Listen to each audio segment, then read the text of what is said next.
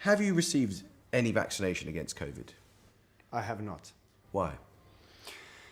I understand that and support fully the freedom to choose, whether you want to get vaccinated or not. And I have not spoken about this before, and I have not disclosed my medical record and my vaccination status because I had the right to keep that private and discreet. But as I see, there's a lot of wrong conclusions and assumptions out there. I think it's important to speak up about that and justify certain things, right? So I was never against vaccination. I understand that globally everyone is trying to put a big effort into handling this virus and seeing hopefully an end soon to this virus. And vaccination is probably the biggest effort that was made. Probably half of the planet was vaccinated.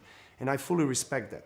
But I've always represented and always supported the freedom to choose what you put into your body. And for me, that is essential. It's really the principle of understanding what is right and what is wrong for you. And me as an elite professional athlete, I've always carefully reviewed, assessed everything that comes in from the supplements, food, the water that I drink or sports drinks, anything really that comes into my body as a fuel. Based on all the informations that I got, I decided not to take the vaccine as of today. So do you have, as of today? Yes. I keep my mind open because we are all trying to find collectively a best possible solution to end COVID, right? I mean, no one really wants to be in this kind of situation that we've been in collectively for 2 years. I'm part of a sport, a very global sport that is played every single week in a different location. So, I understand the consequences of my decision.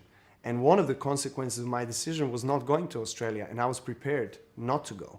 And I understand that not being vaccinated today, I'm unable to travel to most of the tournaments at the moment. And that's a price you're willing to pay?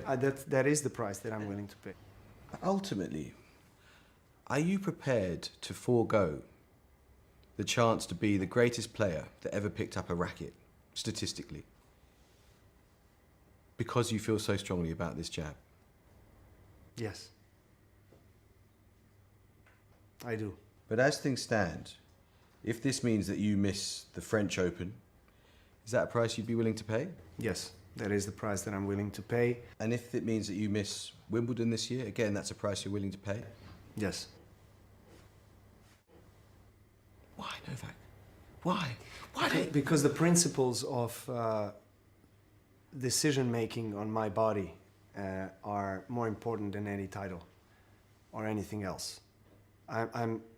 I'm trying to be in tune with my body as much as I possibly can.